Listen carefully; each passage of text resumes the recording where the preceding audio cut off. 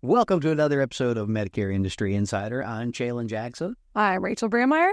And this time we're coming at you to talk a little bit about Medicare Advantage plan design and kind of the life cycle of an MA plan from inception to, maybe a plan coming off the market. Mm-hmm. The whole life cycle. Things that go across the desk and across people's minds when they look at what goes on with MA plan creation. So starting with just a quick overview of what are some of the reasons that someone might start a new MA plan. We're going to talk kind of about two buckets, which is new carriers coming to market and then an existing carrier launching a new plan in a service area.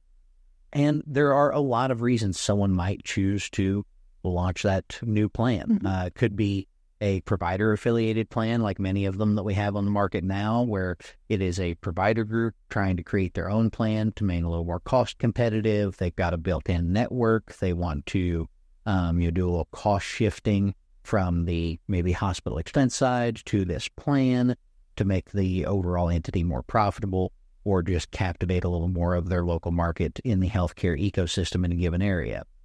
But there are a lot of other reasons someone might choose to build a plan. Yeah, so another reason would be just to compete in the market. Maybe they have pinpointed a specific area. Maybe they've got some good, they've looked at the market share. Obviously, you're looking at like how many individuals are in that demographic in that area. So you're maybe looking at a big city, which is actually how a lot of MA plans started. It's evolved since then, where now you look at a state and almost every county has MA plan. With most states, not every state, but in the initial inception, a lot of them, network is one of the main issues in making sure they've got a good group of people as well as a good network of doctors and hospitals that can be a network. Absolutely. And, that's something where a carrier may look to their competitors to see counties and areas they've been successful in, and may say, okay, well, it's time for us to get into that market. There's already some, some carriers might take a back seat and say, we're going to let that carrier go into this market, and if spend their money and time developing product, and if it takes off, we'll know that providers are accepting of MA in that area, willing to work with it, and it'll be easier for us to build a plan because we didn't have to do the initial legwork. Now, again, in most areas, there has been an MA plan in pretty much every county in the country at some point or another. Maybe not today, but most places have seen MA in the past, whether it's been successful or not. But there's a lot of other reasons someone might want to create a plan. Maybe it's to kind of start over in a market. Mm-hmm. Maybe they've got an unsuccessful plan that's bleeding. That's a common term. Ratio. Yeah, we hear bleeding quite a bit whenever and there's ways they can phase it out. They can pull commissions. They can make it a less desirable plan with a better one involved in that network.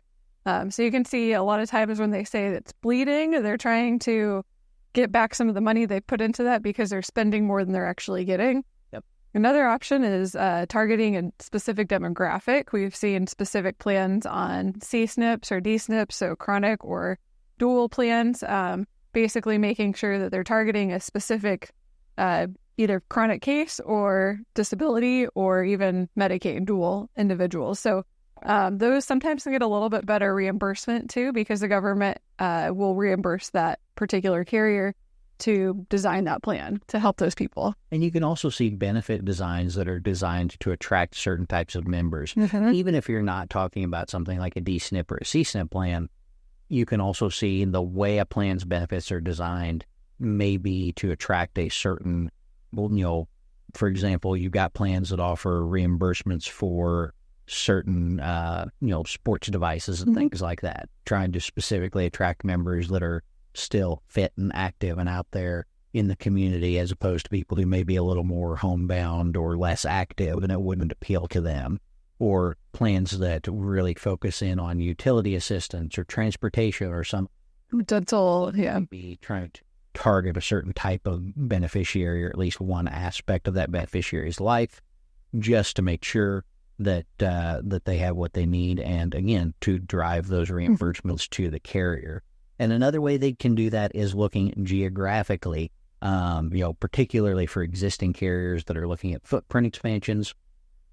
Obviously, there are adjustments for, beneficiary need and things like that built into MA plan compensation. But everything starts off by looking at that master charge chart from CMS. It says if you have an enrollee, your average enrollee in this county, here's what we're going to reimburse you per month per member for that plan. So everything kind of starts looking at that, and some counties have higher reimbursements than others. So if you ever see a carrier that has, 2 counties over here and 4 counties over here and 2 counties down here, and you wonder, my gosh, why did they choose those random counties? It's probably because they're higher reimbursement counties in that particular state. Another reason, too, in addition to that, is networks, because they're obviously negotiating with each provider and doctor hospital network on how much they're reimbursing or giving to the hospital. And if they're like, nope, you need to pay us more, they may choose to get out of that particular network. So it is interesting that when we're going through like why or what does a carrier need to start that plan, there's a lot of different things that particular carrier is going to be looking at. So network is going to be a big one, basically making sure that if they get into a network where there's 2 hospitals, that everyone likes to have both hospitals and network because they like to have options. And that plan can only solidify a contract with one. They may choose not to have that plan in that network because it's not going to work. And that's going to be based on market statistics, talking to a lot of agents.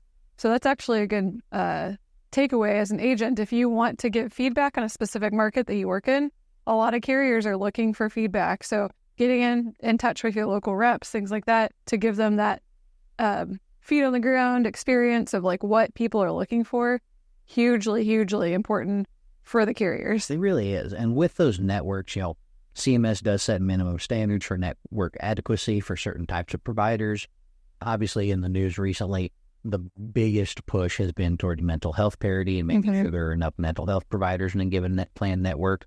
And even in this, which has been a challenge for plans in the past, but networks in general, this is where existing carriers, existing plans do have a little bit of an edge over someone coming to market for the first time. Because, it's really easy if you've got, 200 different plan IDs across the country and you have an existing network in a given area to say, we're going to roll out a new plan. If you want to keep taking the 3 plans we already have on the market, you also have to take this one. Negotiations get a little bit easier when it comes to building network. And that's where you've seen a lot of the big name carriers be able to create some of those national networks. If you're, a major carrier that has a huge chunk of the market in 19 states or however many states, it's really easy to say, listen, you have to also accept our plans from these other states if people happen to be coming through a vacation or whatever the case is. It gives them all that much more leverage. But the other side of it is, even if you design an incredible plan, you still need people to enroll in it. And no carrier will ever tell you the number because it's probably different in each county, but I promise somewhere in a black box in a carrier's office, there's a spreadsheet that tells us we need this many plans for this, or this many beneficiaries for this plan to make sense. Again, no one will ever know what that number is, but there is one, I promise. Yeah, and on top of that, you're in addition, you've got the people, you've got the networks. Then you're also looking at like the extras, making sure you mentioned earlier, like mental health care in network, maybe it's dentists in network. So you're looking at the extra providers that would be giving care to this individual. You've got to form contracts with them.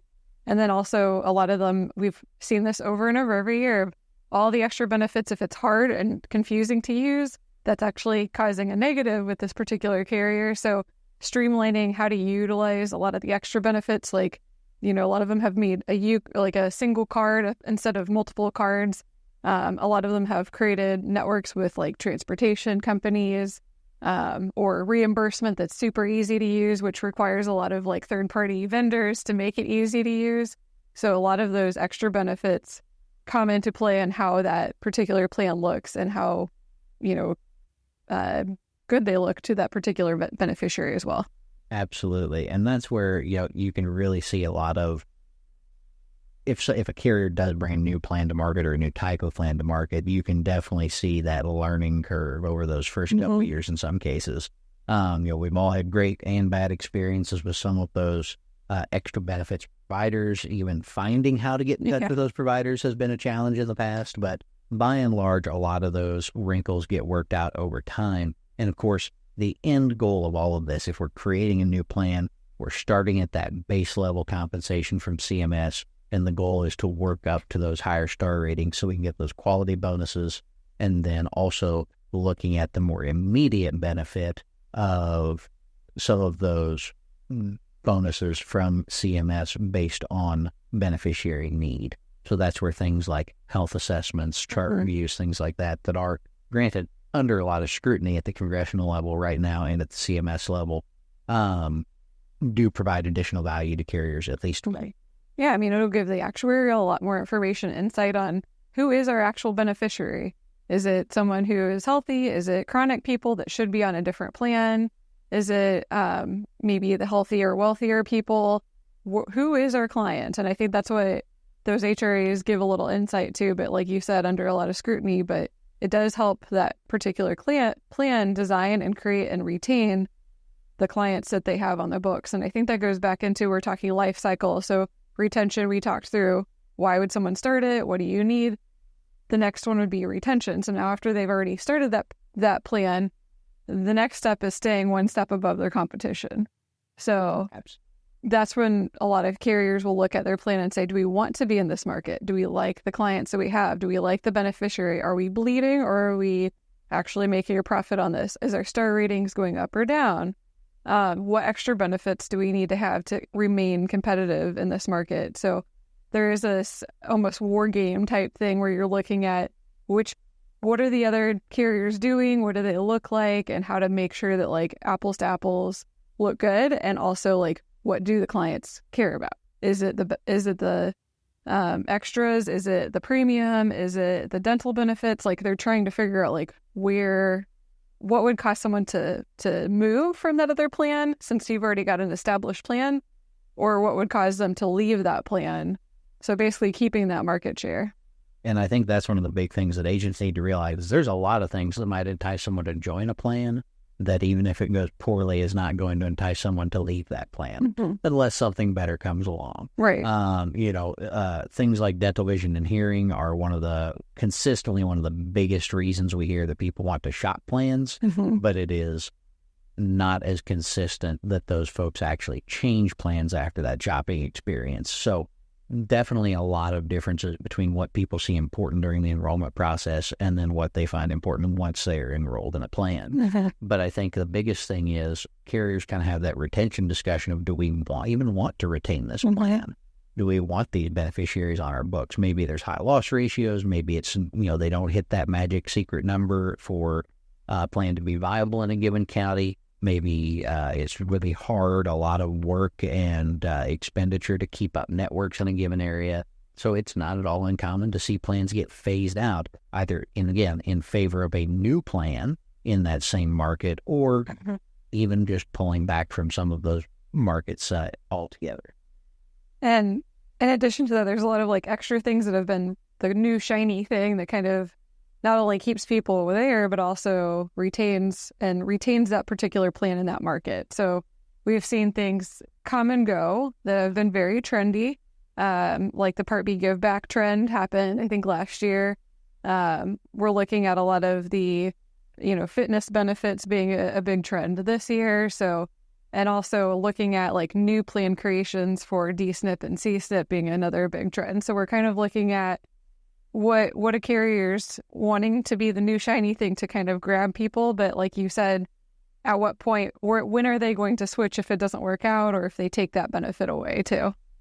Well, and I think now's a great time to get into the timeline for all of this, because I think most agents have this drastic misconception of both how long it takes to develop a plan and when carriers start that process. By the time you're watching this, it is actually too late for a carrier to decide to want a new plan for 2025. And I know that's hard to believe, but carriers can actually start submitting a letter of intent for new plans as early as November for not the upcoming calendar year, but the year after that. So, for example, November 2023, carriers started submitting letters of intent to file new plans for the 2025 plan year. So we're really talking about an 18-month process of plan development. They're looking at, as soon as star ratings come out in October, they're looking at, okay, these are the star ratings that are going to affect our payments. Again, so 2023 star ratings affect 2025 plan reimbursements. So they're starting to look at, okay, here's the money we have to play with. What do our plan designs need to look at? We've got to get these letters of intent submitted. How is that going to affect plan design, where we want to market, where we want to put new. Yeah, and actually first quarter is a big quarter. Even January, February alone, they have to basically submit their final notice of intent for application. They have to release basically the payment policies that they will have upcoming for their MA and their Part D. And on top of that, they're also looking at, are they going to keep their initial servicing area or expand? And so they have to submit all of that to HPMS basically in February, January and February, which is just mind-blowing that like, and this is for the next calendar year. So like Chelan said, November goes into starting the planning process, not for the upcoming calendar year, but then the next one. So we're already in, by the time you're listening to this, they've already come up with the plans. They've already talked about expansion areas. They've already submitted final payment models to Medicare, basically. They already have. And that's why we sometimes get those super early looks where we don't have any clue about plan design, but if there's a carrier that says, hey, we got big expansion plans this year, those counties, those service area expansions get filed before the end of February, and we can actually get a pretty good idea of where a carrier is going to actually play ball in a given year based on that expansion information, if they choose to share it, even though the actual plan design won't be finalized until much later. Because while all of this is going on and they're deciding which sandbox they want to play in, CMS is at the same time starting to create and develop and publish any proposed changes to MA payment model and plan administration details for that same calendar year. So there's a lot of moving parts during Q1 that can affect drastic. Yeah, we've even had a couple of carriers reach out to us saying, hey, hush, hush, don't say anything, but we're considering playing ball in these states in these particular areas. Do you have any agents that we could pick their brain on? Because they literally have to submit everything very, very soon in first quarter. So they're trying to figure out, do we want to play ball in this area? Who is our competition? What are the big concerns? Like, do people have to have a particular provider network to even want this plan? So having a lot of feet on the ground experience and like brains to pick is super, super important first quarter. So it is kind of crazy that it happens this early in the year to submit for the following year, but they've got to make that decision very, very quickly. So the next things that are coming up is in April. Those would be contract consolidations as well as basically intent on non-renewing counties. So that's actually end of May for the non-renewing counties. But are they going to be pulling? Are they going to basically be putting in consolidations, meaning doing crosswalk type things? And that's got to happen even before June. You're looking at first quarter of that year.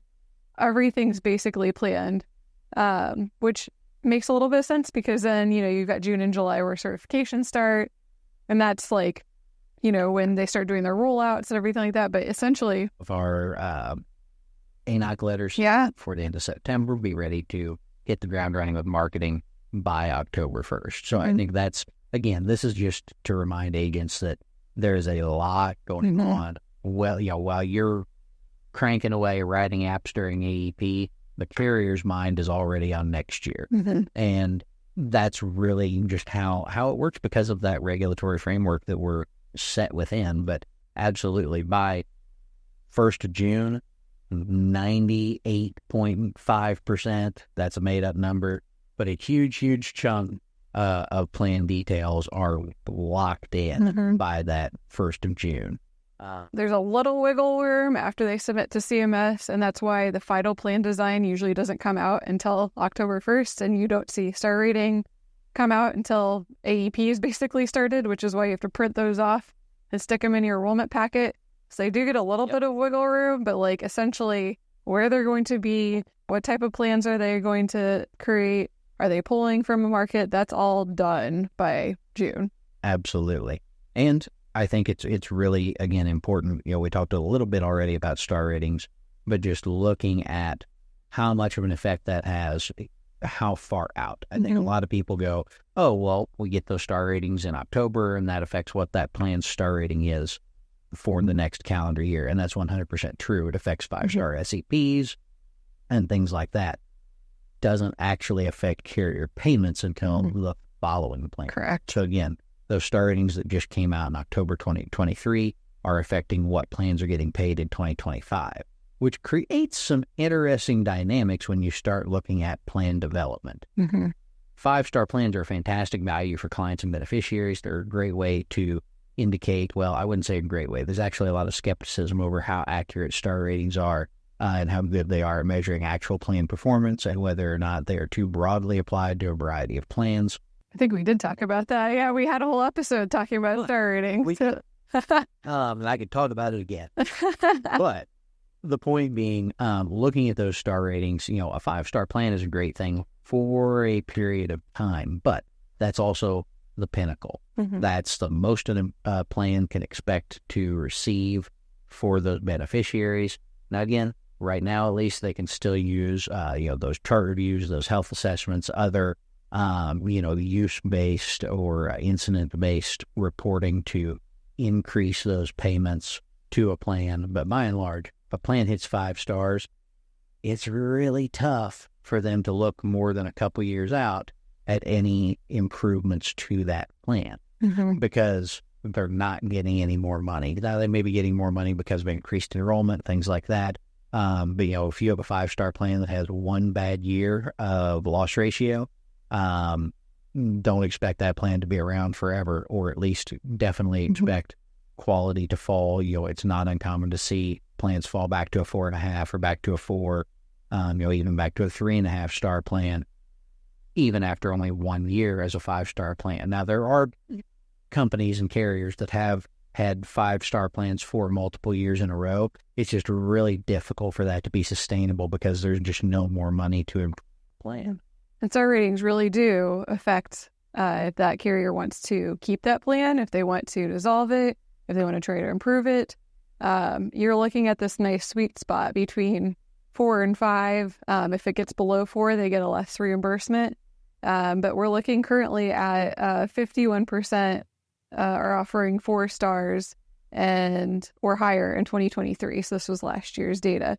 But basically, star ratings are things. That's why the HRAs are so important as an agent. If you really like a plan, do those extra things like the HRAs, do double check their provider network, things like that, because it's based on 38 unique qualities and performance measures. A lot of them are related to the service that particular client's getting, CTMs, complaints to Medicare that they may be getting on that plan. So it's going to be a correlation of a lot of different things in terms of like how well taken care of that particular client or your client base on that plan is taken care of. Yeah. And, star ratings is definitely one of those things that could cause a carrier to want to kind of strategically pull out of a market. That we talked a little bit about that in the beginning, but, how does that happen? How does a carrier actually say, listen, we don't think we want to keep this plan? It's pretty rare that a carrier just can say, we're going to tell CMS we're terminating this plan, because then all of a sudden those members are gone. Yeah. You're that reputation is hurt. But yeah. You're very seldom are you going to see a carrier just say, we're getting rid of this plan altogether. It's going away. Everyone currently on this plan has to find a new home. Sayonara. That's very uncommon. What you are going to see is if a carrier has a plan that they don't want more enrollment in. There may even be cases where a plan is okay, it's stable, they just don't really want more enrollments in that plan. There's a lot of avenues that a carrier can use to either slow or eliminate enrollment. One of them is getting sanctioned. It is not uncommon for plans to get sanctioned for any number of procedural reasons, not necessarily wrongdoing per se, but for example, medical loss ratios is a critical part of MA plan design. They are required to spend at least 85% of their reimbursements on actual medical benefits. And, it's easy to speculate if you see a plan that has been sanctioned, if they don't hit that 85% 3 years in a row, they will be sanctioned and no longer allowed to accept new enrollments. The plan can still exist. Members can keep it, but they can't take new enrollments. We actually saw that a couple years ago here in Missouri, where we had a 5-star DSNP plan that got sanctioned. It had the best quality ratings in terms of member satisfaction and every other metric that CMS looks at. It was a 5-star plan, but it got sanctioned for not hitting the medical loss ratio requirements. And it is pretty hard to say, and again, wild speculation, but when you see MLRs of 84, 84.5, and 84, it's tough to think that wasn't done on purpose. So you can look at that and speculate that it was strategic to get that plan sanctioned because there was a ton of enrollment.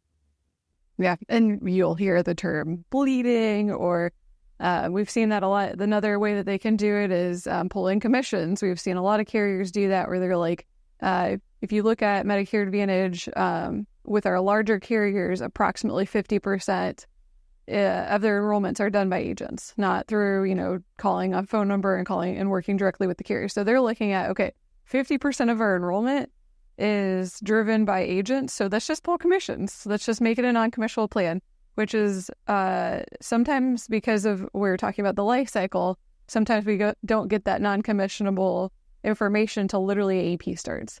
So you're looking at like October 1st, they get their star ratings, they get everything looked at, and then they go, oh, shoot, I don't think we want the enrollment that we thought we wanted on this. That's another like last minute ditch effort that this particular plan can do, or maybe even just like an H number, a specific type of plan that they don't want the business they thought they wanted initially. So that's an easy way to pull it. For example, maybe they overbuilt benefits on a particular plan, but then got lower star ratings than they expected, and they could go, well, if that's going to cost us in a couple of years, making that plan non-commissionable, can drive down enrollments by not compensating agents for enrolling into the plans. So definitely something that carriers do. Obviously they can say stop improving a plan. So let's say, there are plans out there that are very successful, have huge enrollments, get high ratings, and they can just say, listen, there's nowhere else to go with this plan. We definitely don't want to pull it because it's a really good performing plan, but there's just nowhere else to go. So eventually this plan is going to start losing quality. And if it starts losing quality, we lose members. So what's the alternative? We roll out a new plan in that same market that looks a little bit better, or this looks different. And we start trying to draw folks away strategically from one high-performing plan to this newer plan. Definitely another strategy that we see time and again. We see a lot of that with the regional PPOs turning into just normal PPOs. Maybe they've had a little bit of, they can't sustain it, or maybe they just want more people into the normal PPO, not the regional PPOs. And we've seen a lot of dissolving that way, of just not improving them and getting them into the... Sometimes that comes down to... Yeah, maybe absolutely. Get an anchor provider that they didn't have previously. So a local PPO or HMO makes more sense now than that regional plan. There's lots of reasons that they might want. Yeah. And I had mentioned, you brought up a good thing of network. Maybe there's a particular region where like having both networks, maybe there's multiple hospitals, having all the hospitals are like the shift of whether or not that person wants to enroll or keep that plan. If they know that and they know that's the selling point and they don't want people to enroll in that plan anymore, they might just choose to not renew that contract with a provider network. Yeah. Yep. Also, even if they don't want to pull a plan altogether, again, they can file with CMS to remove a plan from certain counties without canceling the contract altogether. That's not entirely uncommon. And in certain cases, as we, again, see every year, they can crosswalk members from one plan to another as long as it is the same type of plan, same benefit package between that same MA organization. So there are a lot of ways to remove a plan to the market, including just combining it with another. Yeah, so if it has to, like you said, it has to be the same type of plan. But yeah, they can then crosswalk. And going back a little bit, just talking through timelines, crosswalk does require a little bit more prep if they are wanting to go with crosswalk, because that is, again, first quarter, making some of those big decisions on crosswalking. So they can't really, it's like how commissions, you can pull that last minute, that's last ditch effort. Crosswalk is going to be more of a first quarter decision. Yep, absolutely. And sometimes they've got a long runway for that. For example, everyone remembers a few years ago, and this has happened several times in the past, where WellCare purchased the old Aetna PDP block, and There was a couple weird years where they had 6 PDP plans on the market. They're normally only allowed 3. Allowed 3, but that was CMS giving them time to put together a plan to crosswalk those and consolidate down to 3 plans. So we do see that pretty commonly, some crosswalking every year. If it wasn't so common, they wouldn't put out a crosswalk file every year that indicates all those terminated and consolidated plans. But big takeaway here for agents is just kind of understanding how this plan design works can really help you understand, one, what to expect in your market in the coming years based on star ratings and other things, and also how to look at your book of business and how to establish maybe which people to pay a little more attention to in a given year, which people to keep an eye on in a given year. And we've got some great resources to share regarding that. Some really good information on CMS. Again, we just mentioned that crosswalk file, great way to look at which plans are consolidating and leading the market in your area, as well as a lot of other great. Yeah, in addition to like what you just said, crosswalk, you can even see like maybe you're looking at a new market. Maybe you've moved. Maybe you want to expand your business. You can actually see CMS puts out great resources where you can see by state, by county, and by carrier how many people have been enrolled. So that gives you a little bit of idea of like, okay, do we think this carrier will still be a big player next year? Should probably certify with that one, maybe not that one. So you can kind of strategically set up your game plan of the next year based on what you're currently seeing on some of these CMS documents. You can see obviously how many the population, because we brought that up as a key point that, a carrier needs to have a population to enroll in. So seeing where the seniors are located in your state is going to be another important thing. There's also a really good document on how to see D-SNP enrollment. So that's another CMS piece that you can dive into and see where those people are and the opportunity. There's so many good resources that CMS puts out there. Absolutely. And again, all of this to say just, kind of understanding your local market or the markets that you work in can really help when it comes time to establish a game plan. And again, the carriers are in the thick of it right now, planning for 2025. I'm not saying you need to plan that far ahead, but if you're not already planning for Q4 for this coming AEP, you're really missing out on some opportunity, because even without the sneak peeks, even without the carrier rollouts, there are things you can do to kind of get an idea of what's going to happen this fall and at least start getting a list together of your at-risk clients. You're most likely to make a change, using tools to put together a game plan for this AEP, for your marketing, for who you want to make sure to talk to first, and even new strategic partners, new event venues like that. You're reaching out to your local rep, because a lot of them, and even if you, another thing is reaching out to your FMO and seeing if they have someone even higher up with a lot of the carriers that you can even be, like I mentioned earlier in the podcast, being someone that would be willing to provide a little bit of feedback about what works, what doesn't work. And that can kind of give you a little bit of insight too. The carrier will give you a little bit more insight of what they're looking at for the next year also. So there's a lot of really good things that you could be doing now to prep for this coming AEP. Yeah, absolutely. So hopefully this has given you a little bit of insight into how MA plans are born and how they die and why they might do that. But at the very least, I hope you have a little better game plan and understanding of what to do about plans in your market and how they change year over year. I hope you've enjoyed this episode, and we'll see you on the next one.